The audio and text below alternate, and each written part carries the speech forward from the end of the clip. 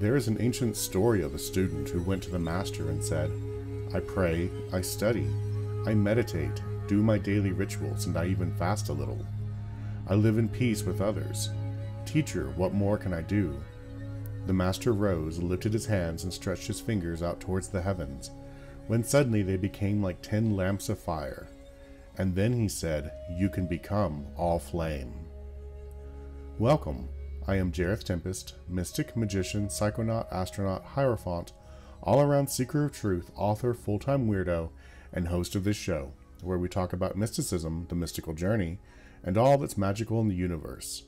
Everything from spirits to spirituality, while I take you on a magical mystery tour through the inner worlds, and hopefully inspire you to take the next step so that you can become all flame. Alright, well, welcome to this week's show.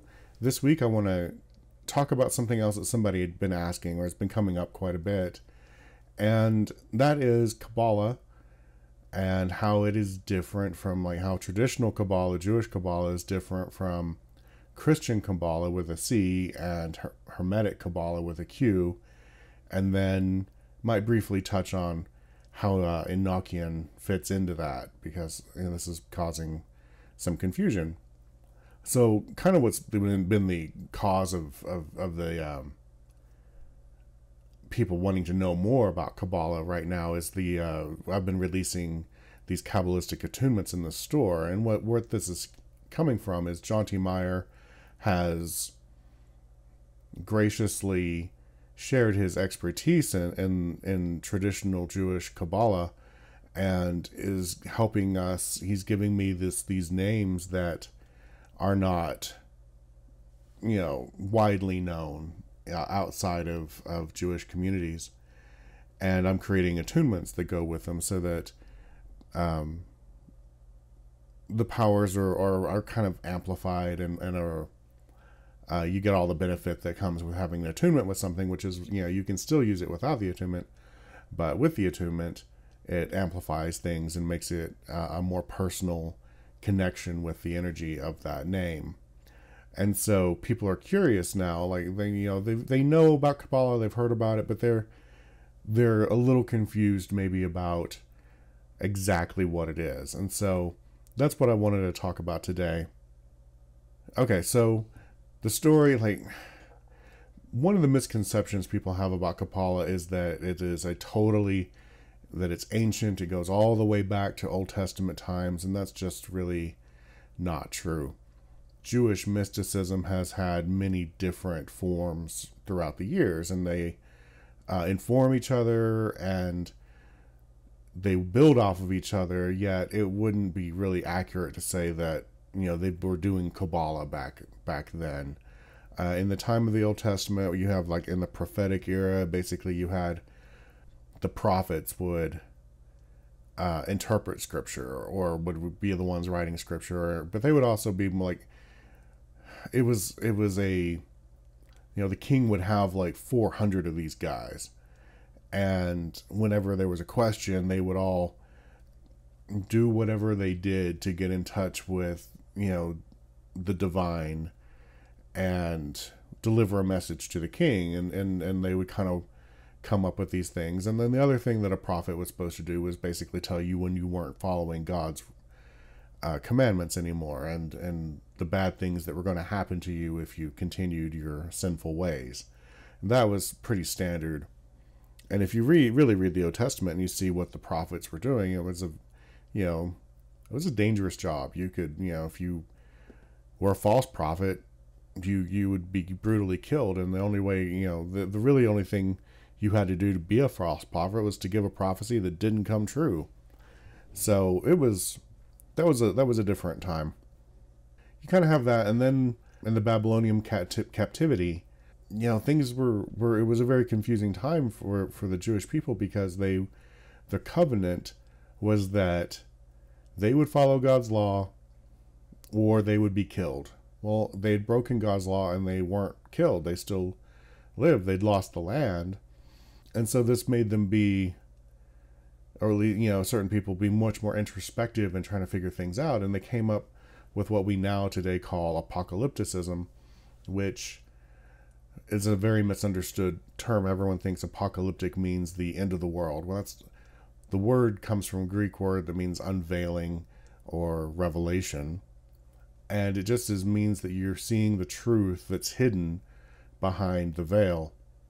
And what that means is, though, you can, with apocalypticism is all about seeing the hand of God behind everything, and that there's a plan for everything, air quotes, plan, and that everything was meant to go this way because God can use this for some greater good. And while they're in Babylon, they're also introduced to more of the idea of a dualistic thing where there's a good God and an evil God, and they're warring with each other. And so they kind of take some elements of that, and you begin to see this, there's this war between angels and demons, and that this is what's really going on behind the scenes, behind everything. And you'll recognize this because Christianity and Islam both took it and ran with it, and they're still apocalyptic religions to this day. Whereas, because of some things that happened in history, the Jewish people walked that back, and they were like, this might not be the way to go. Because when you get to more like in the Roman era, and you start seeing these apocalyptic cults out there who are going into battle without much of a real battle plan, because they just, they know God is going to show up in the battle and he's going to defeat the enemy for them. And then God does not show up in the battle and they are destroyed. So the lesson of that is, if your battle plan relies entirely on God showing up so that you win, then that's not a good battle plan. Don't do that. And so they had several of these defeats, and during the Roman era, and Jerusalem was destroyed, as we know, and they were scattered. And so they kind of rethought things. I'm like, that might not be the way to go. But another form of mysticism that developed kind of in between there, though, during that apocalyptic thinking, there were others who were like, okay, so if there's these angels and these demons and they're behind everything, then how do we see that? How do we interact with that? How do we get manipulate that? And this is where what's called Merkaba mysticism appears. And Merkaba means chariot, and then there's another. Sometimes it's called like Hekalot, and that means throne, because what you're doing is you're getting in the chariot of God, and then you are descending. It was considered down at the time, and you would descend to divinity, and you could go through these different realms of divinity as you get closer to the throne of God or the palace of God.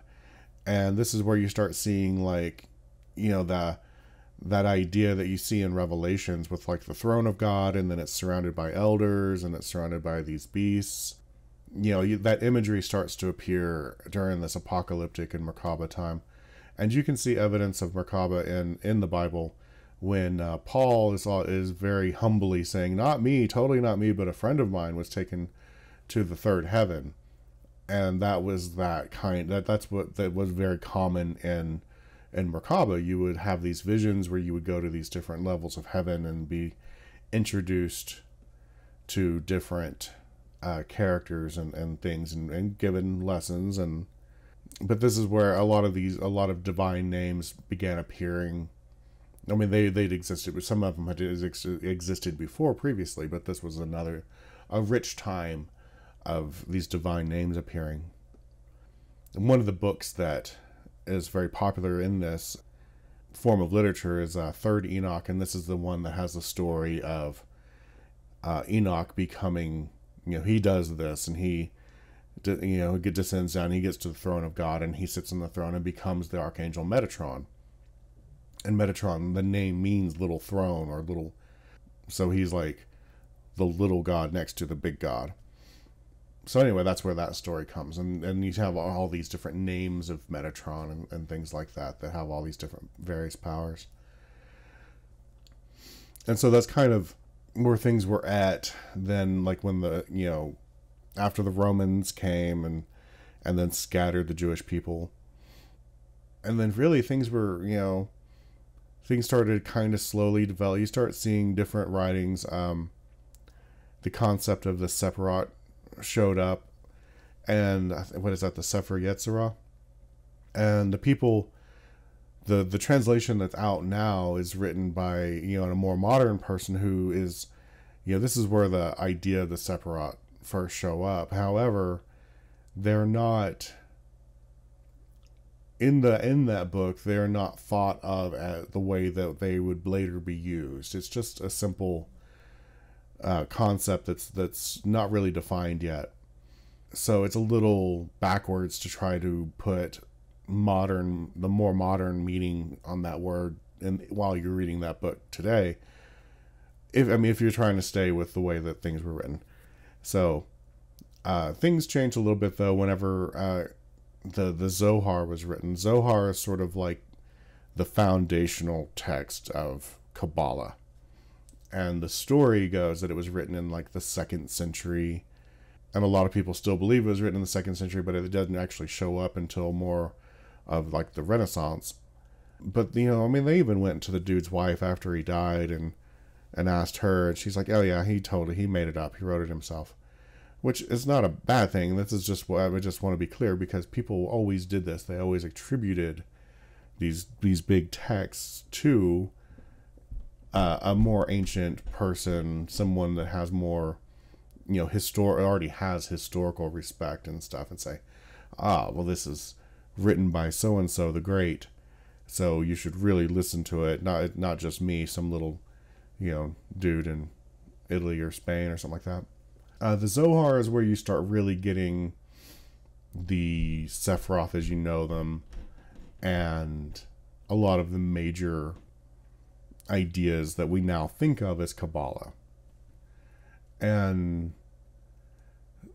what's really interesting though is that, you know, there was a pretty small audience for it, and he didn't even have it wasn't printed until the Christians found out about it, and they were like, hey, this is really cool, we like this, we want to publish this. And so it was actually by working with the Christians that a lot of these books started actually getting a larger print run.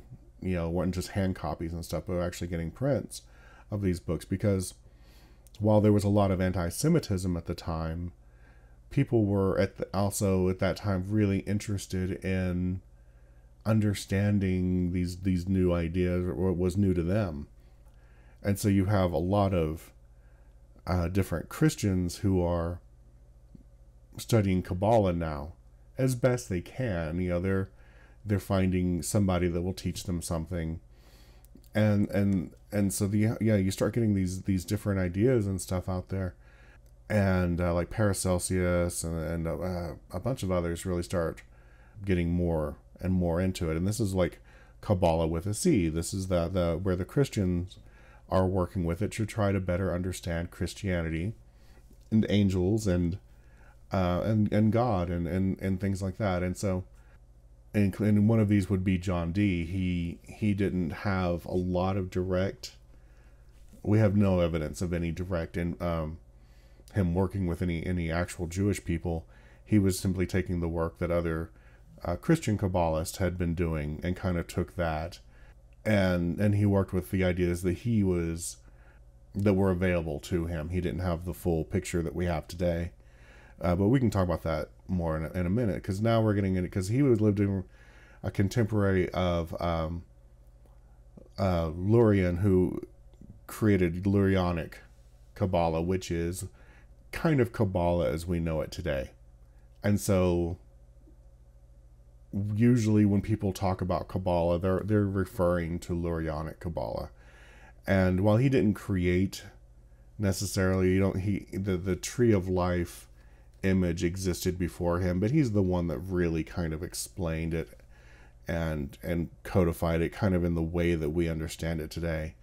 And so that was sort of the biggest influence into making it what we understand today. And to just kind of finish the kind of the history of it, you know, we're in the Renaissance, and Kabbalah is starting to get really popular with people, and it doesn't have, anyway, you start having young men who are using Kabbalah to convince people that they are the Messiah. And, the nations of the time were much more savvy about these things today than they were back in, say the Roman era, where they would just kill you. Instead, like the Ottomans got a hold of one guy and they were like, okay, you're going to convert. You got to become a Muslim, or we're going to kill you. And we're going to kill you in a horrible, horrible way. So he's like, okay, I'll convert.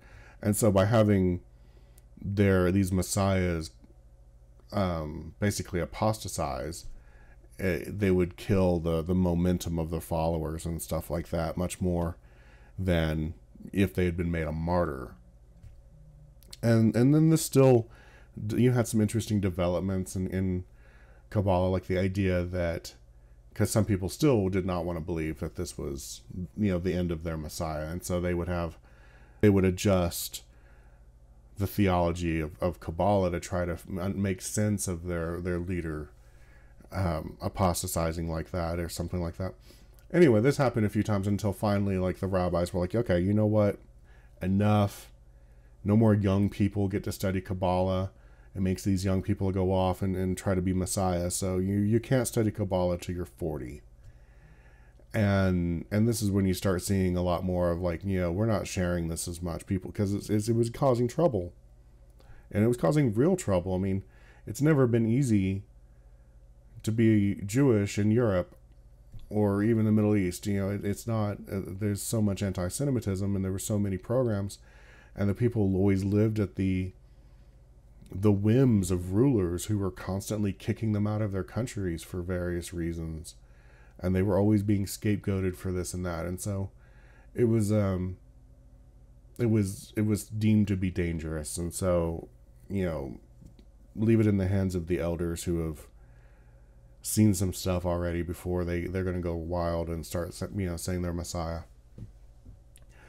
And so that's sort of, but it's still alive. It is still a living tradition. It is not just something that, happened in the Renaissance and now it's over.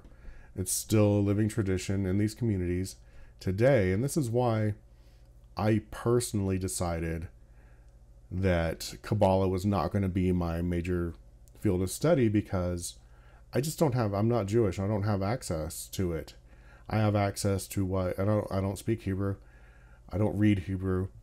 I would have to, to do it right, I'd have to learn the language, and then I'd have to go and study. And while this is not impossible for a non-Jew, it's much more difficult. And it's not available. It was not available to me. And so that's why I decided this was not going to be my primary field of study. And so, I felt very blessed when John T. approached me on this. But one of the reasons that he said he did was because he saw that I had that attitude of, like, hey, I'm not the master here. I'm never going to be the master here. I'm not going to try to force an explanation on any of these things. We'll just introduce them as they say they are, and we'll let people, explore them and figure them out for themselves. And John T's that much more the guy who can answer questions on the specifics. So that's kind of the history. So what is Kabbalah? Well, usually what people usually think of as Kabbalah is Lurianic Kabbalah. But that's a fairly new, historical, that's a fairly new one. So we'll get into that here in a sec. There are some very much more basic concepts that are older. And so one of those, and you have to remember, Kabbalah is very much this, about the texts of, the scriptures, the Torah, and studying the Torah, and then the other, I forget the names, the rabbis will write their own commentary on Torah, and then other people will write commentary on theirs, and they'll riff on each other, and it builds off of that. And so sometimes they can be working from these different other texts as well. And the concept of canonization is different in Jewish texts than it is in the Christian sense of the word, because basically by a lot of people interacting with the text just, makes it, obviously this is canon, everyone's working with it, everyone's talking about it. So whereas like, in Christian sense, it's like the church said this is what's canon and this is not, and then that's the end of it. So it doesn't work that way. And so, but mainly people are working with these texts, and they'll use these techniques to get a deeper understanding. And the thing is that when they use these, they're always been used in the sense of making connections within the text, getting deeper understandings of a text, and how things work together and how they might be playing off of each other. And they were never meant to be used willy-nilly for everything. It was just for the sacred texts. And so one of the first ones that a lot of people are familiar with is gematria, or numerology. And this is where you take the numeric values of words and you add them together, or you find other words that are the same. It's like the word for nature and the word for God both add up to the number 86. So that would mean that there's a connection between nature and God to some people. Another famous one is in the book of Revelations, the number of the beast 666. Well, if you take Caesar Nero and you add those numbers up, you get 666. So it's just that it's to be used in to make those kinds of connections and stuff. Now that Nero Caesar one that's the one where everyone has gone crazy. Now they think that they can use gematria outside of sacred texts to make these same connections. But the thing is, there's just too many words that actually have the same value, especially when you start getting with languages outside of Hebrew, and you start mixing languages, like, oh, well, it doesn't work in this language, but if you take this language and then take this language and you mix those up and add those up, that's how you get the same letter. And by that point, it's like, no, just stop. And this is one of the things that you hear in the conspiracy theory forums and chat rooms and stuff all the time. And it's like, just stop. You're not doing it right. That's gematria. Another one is notarchon, which is where you take abbreviations. This is like where you have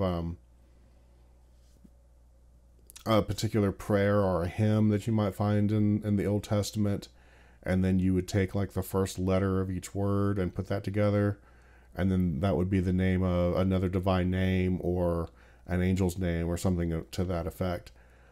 And then there's Tumura, which is sort of a cipher encoding technique.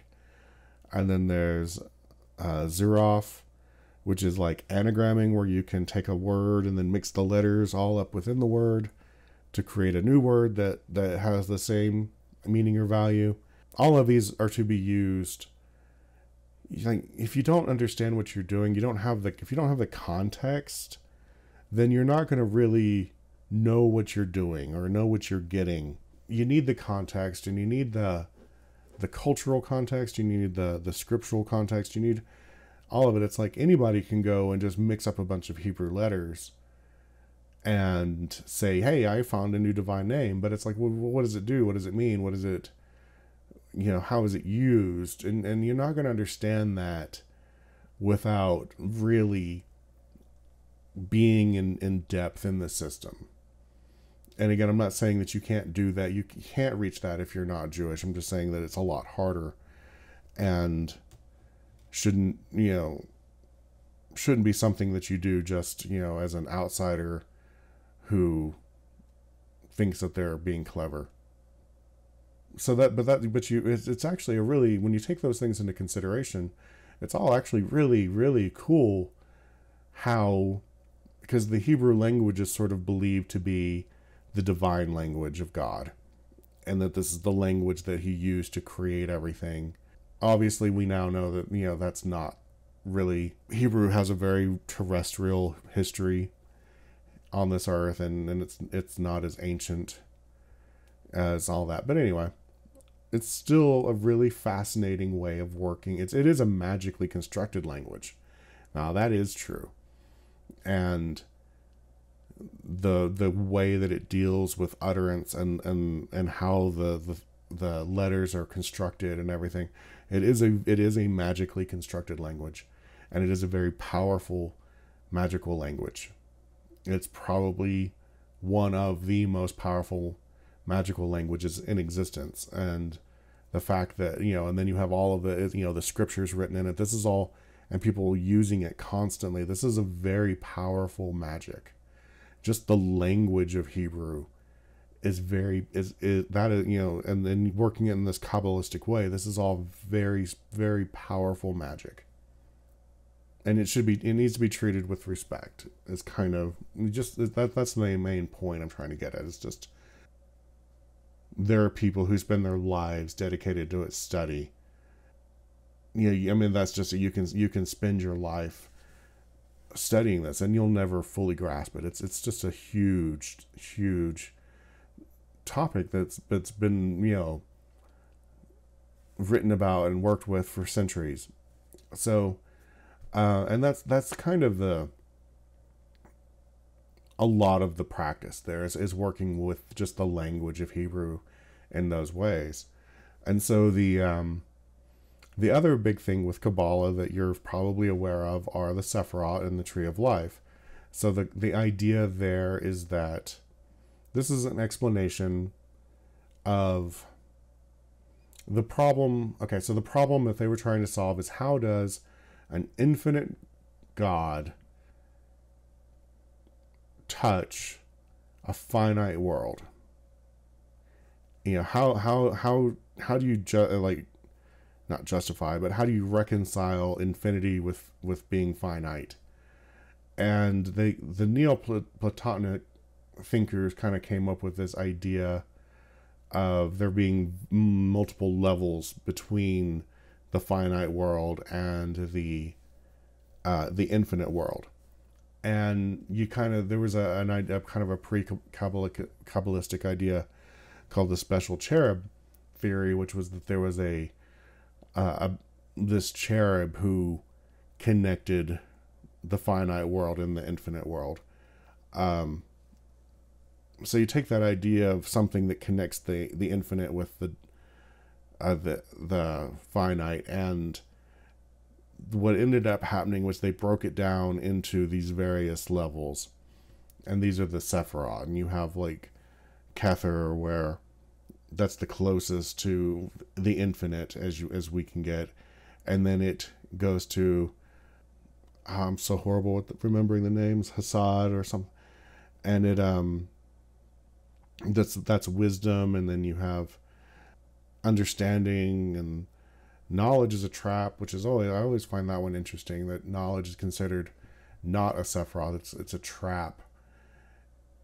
And it's so true, because how many people do you know that they get so hung up in knowing something and not understanding it, but just knowing it and just collecting knowledge and using their knowledge to beat other people with, like I know this and I know more than you, and I know this, and it really builds up the ego, like how much they know. But it's like, it's not what you know, it's what you understand. And understanding is like when you know it deep down in your bones. And it's still not necessarily from experience, but it's like there's a difference, and it's hard to articulate that difference. But there's that when it moves from just being an intellectual concept to something that you understand it down deep to your core, you get it, and it feels like something like more like that's like on a lived experience. Again, even if it hasn't been something you've lived, you get it, and that's what understanding is anyway. But the divine passes through these different levels and down to Malkut, which is the world we know, the world of the elements. So you have these 10 Sephiroth, and then you have these paths between that connect the various Sephiroth, and that creates this lattice work, and that's the Tree of Life.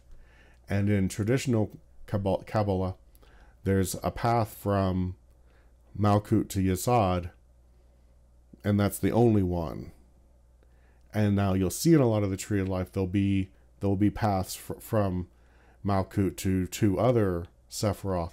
Well, those are that's specifically from what we call Hermetic Qabbalah, which used to be spelled with a Q. Anymore, no one really does the Q thing and the C thing like they used to, but that's sort of where those came from, to separate the three different ways of looking at it. And that's the major difference between Kabbalah with a Q and Kabbalah with a K, is that they've added those two paths. There's other differences too, but that's one of the more obvious ones. The main difference is that true traditional Kabbalah that's Jewish is just that, it's Jewish.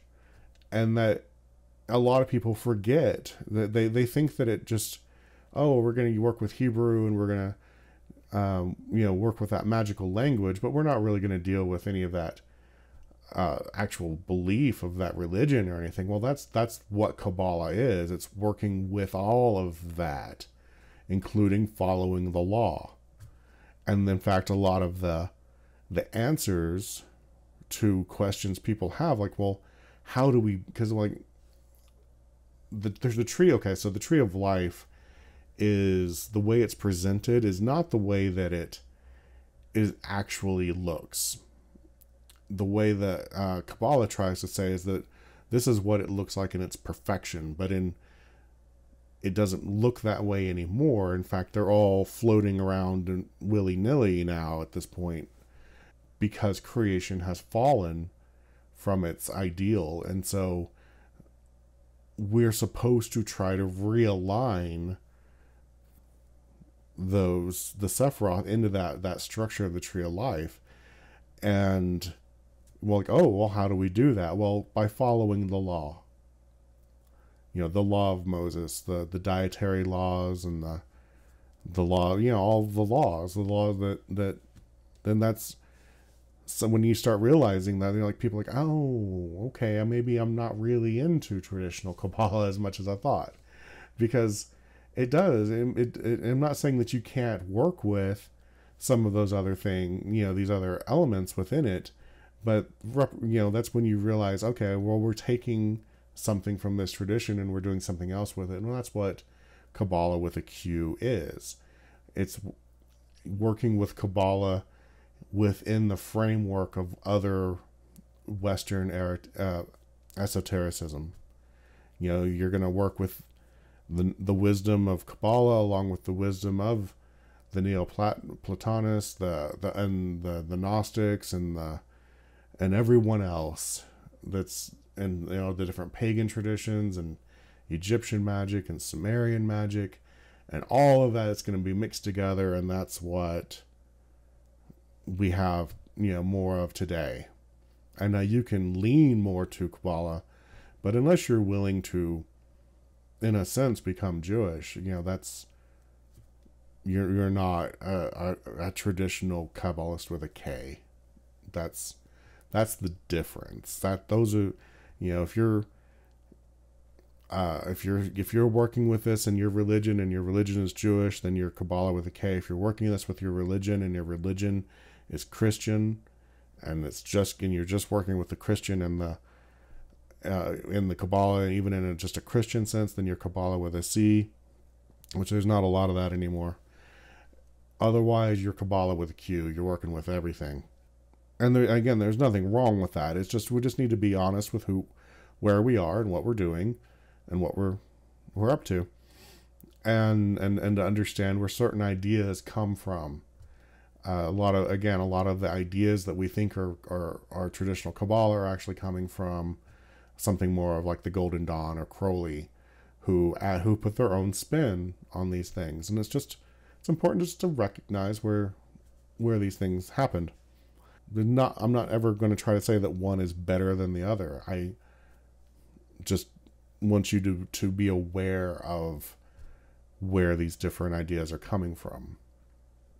Yeah, so in the traditional way you work with the Sephiroth then is that you would work with it, through following the law, and the more that the more you're able to follow the law, the more that you will be able to and your own personal life align the Sephiroth.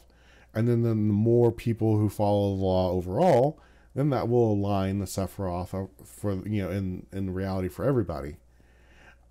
And again, this is different in Hermetic Qabbalah, where it's a more of a personal.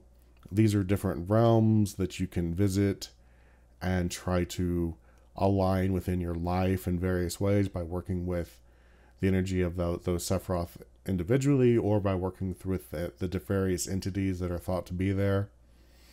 Because there's whole legions of angels and the archangels that are associated with these different places. And then there's also the concept of the Qliphoth, which is the shell that initially, when the divine energy was poured into it, these shells would break because they could not handle the divine power, and they became like inversions of that Sephiroth. And this is where evil was supposed to have come from, and where the demons come from. And in a traditional Kabbalah sense, these are not like, oh, they're demons in the sense of these other spirits who are chthonic or whatever. No, these are very real forces of evil, much the way that Christians think of demons as being evil. And so, again, most people who work with the Qliphoth do so in a Hermetic Qliphoth or Hermetic Qabbalah sense.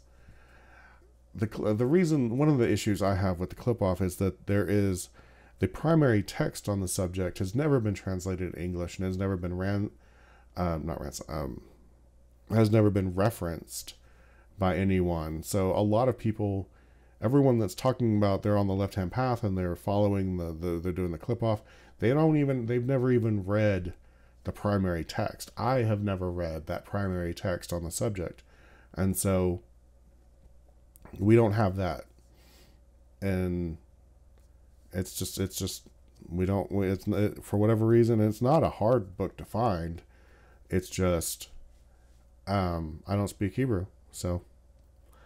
And again, even if I did just speak Hebrew, I wouldn't understand the context well enough to be able to work with the book.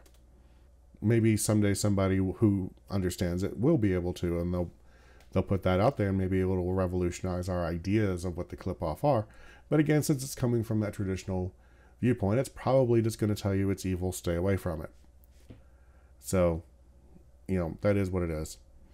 So that's, again, this, to me, the reason I bring this up is because it really illustrates how different the different schools of thoughts actually are. And just to kind of help you understand where you kind of fall into these categories and stuff.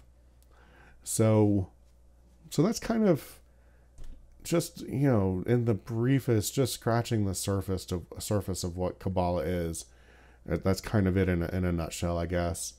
It's and there are different schools, and I know David Hyam Smith is a big name out there right now, and he comes at it from a different perspective because he doesn't believe in the emanations. This is the emanation theory, where you have these divisions between divinity and us, and that those different steps on the tree of life, where he's more of a non-emanationist, where he thinks, it's a useful model, but it's not the way things work. It's the way things seem to work, but it's not really the way things work. Whereas, and this is kind of where I also believe, is that everything is just everything is just God, and everything is God presenting itself as reality. And again, this is what I have also uncovered with the spirit interviews that I've done. This is the my model of reality fits with his, which is that different from your standard Lurianic tradition, but is still a very valid another school of Kabbalah, because there are different schools of thought on all of these things and how you approach. And like his idea of what the Qliphoth are is more it fits more in line with what I believe as well, which is that the clip off, or any kind of, it's a shell, and a shell is a thing that separates you from what something really is, and everything is God, and you just have to get past that shell that's on top of it, and that's where it, not just evil, but that's where all suffering comes from, and misunderstanding, but also our entire reality as we understand it. If we got rid of all the clip off, then we would just be God all the time, with no division. And your sense of self, he famously has said that when God says "I am," then that basically makes him a clip off. He is declaring that he is a clip off, because he's separating himself from everything else and just being a giant ego. So and I'm only bringing this up to show how it's not as cut and dry as just one school of thought. There are these different ways of looking at things, and you don't have to agree with any one of them. There's no right or wrong. Everyone just needs to figure it out for themselves. So where does Enochian fit into this? And this is an interesting question, because frankly, it was never in what John Dee was doing. He was aware. Okay, so he kind of lived in the same time as Lurian, so he didn't, and Lurian had not published in a way to the point where it could have reached Dee. At the time, books took forever to reach each other, and I think he was like in Egypt or something at the time, whereas John Dee is in London. And so he does not have access to that, and he actually doesn't have any primary text of Kabbalah that we are aware of. He is, however, aware of the Hebrew language, although he's bad at it. His Hebrew seems to be really bad, but he's also aware of the various ways of working with the language, where the gematria, the notarchon, and the anagramming, and using it as a cipher. And he was so into that because John Dee was a spy, and he worked with ciphers. He loved ciphers and codes. And so anyone who's really studied the Enochian system of magic, you're going to recognize a little bit of this has filtered into his system. But really, it really worked more into the Manas Hieroglyphica, which is an alchemical text, a text on alchemy, that he tries to use these. So in alchemy and astrology, you're familiar with the different symbols that people have for the different planets and the different zodiac and the elements and stuff. He tried to use these systems on that symbolic language, and created a symbol that unified all of them together. Remember, he was writing at a time where if you wrote the wrong thing, you could be burned at the stake as a heretic. Because he wasn't, when he was doing this, he was living in Paris, which was, they burn witches in France. They hang you for a witch in England. And so he could have, he's trying not to get burned. Bruno was an Italian who would end up being burned for this, but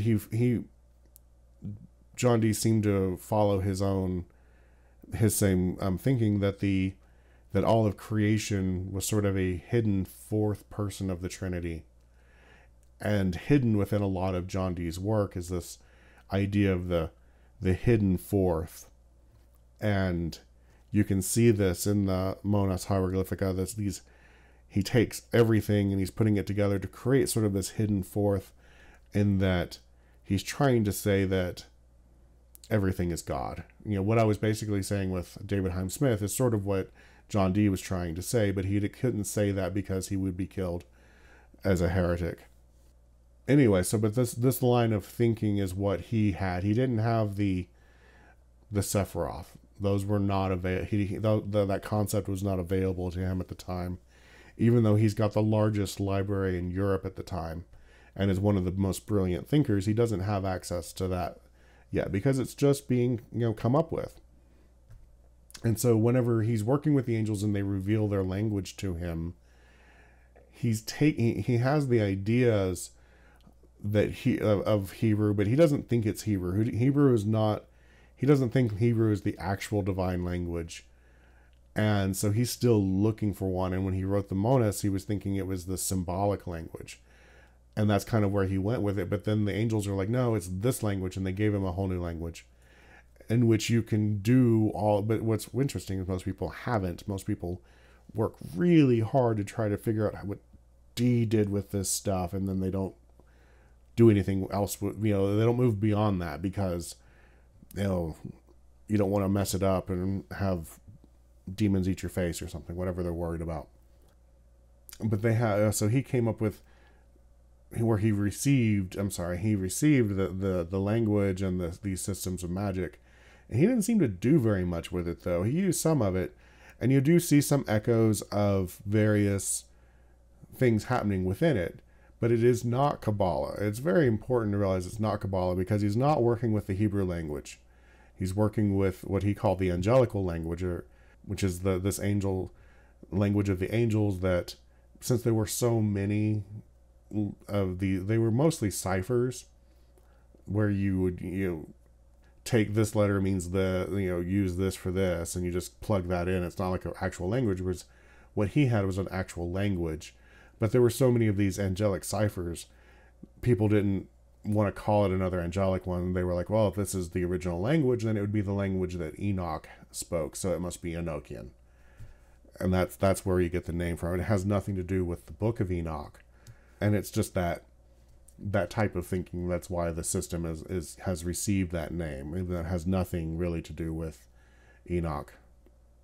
And again, so yeah, it's not Hebrew, it's its own language, but he's using some of those Hebrew techniques to create different divine names and angelic names. And he's doing it under the guidance of these angels, because the angels give him these big grids and these tablets with these grids, and then they're explaining how to get these names out of these tablets and these grids. And that's where you get the system of angels and divine names that the Enochian works with. And again, there's some similarities. You can see some reflections there with Hebrew and Kabbalah, but it's not. It is a different system. And Enochian does not have a revealed gematria. Like, the letters don't have a number. Various people have tried to give it one, and they work in various ways, but they didn't come with one. The angels didn't explain one. And that's important to always keep in mind, because you'll see people try to use a gematria, which is one that because Crowley had one, and I've seen different versions of different kinds. So they're out there. People use them, but there's not a one way of doing it. So yeah, that's the so then what the Golden Dawn did, on the other hand, was they took, because what D's system is really like, you use all that, you find these various names. The angels have told what some of the powers are from certain groups of these. And then they were basically like, compose a prayer and pray. And that's the system as D received it, was very much prayer heavy. And of course, most magicians don't like that. And so the Golden Dawn took that, and then they added Hebrew to it. And so you have the tablets, and they were like, okay, so now what happens when we add the divine name Yahweh to this, the Yahweh, because each letter has an elemental meaning, and the elements are a very big deal in the tablets. And so they started working with this to find the various degrees of how the elements mix together. Because you have like this, you have the tablet of air, you have the tablet of water, you have the tablet of fire, you have the tablet of earth. But then within it, you have sub-tablets. So within air, you also have the quadrant of air, of water in air. and the fire in air and earth in air. And then within that, they were like, okay, there's got to be even more subtlety. And so that's when they added by using the name of Yahweh, they worked out a way, just finding a little bit even more subtlety within the system. And then they found elemental messaging within the calls that D had. And I forgot to even mention the call. So he received these calls, which are basically like hymns or psalms in the angelic language. They were used to open various aspects. They were actually supposed to be used with a book that he received that we've never been able to translate. No one's been able to crack the code. And so that book still sits there. We just don't know. And that's what the calls were meant. Most of the calls were meant to actually work with under the original system. The Golden Dawn took that, and then they made it where you would use those calls to summon angels from particular parts of the tablets, because they would find like, okay, well, this call is talking about water, so it must work with the water tablet, and this one talking about fire, so it must talk. And that's kind of what they did, and it works. And so it's a pretty elegant solution to that system, and it still works with the kind of way that the angels were talking about, where you'd pray. Well, you're just using pre-written prayers that came from the angels themselves. So it all works. But they added a lot of other stuff, and they added, like, there's the Egyptian gods, or they worked them into the tablets and somehow, and it's fine, and it works, and it helps you understand the subtle differences between things and stuff. But you just have to keep in mind, this was not the way that it was originally, this is not the way that it was originally given to D. But you can use whatever version of it you want. And then Crowley took those calls, or so within the whole thing, at one point, D was like, we really would like to scry on the King of Poland and find out what he's up to. That would, Elizabeth would really like that if I could do that for her. And then the angels were like, oh yeah, totally, we can totally do that, but we have to explain how the whole universe works to you first.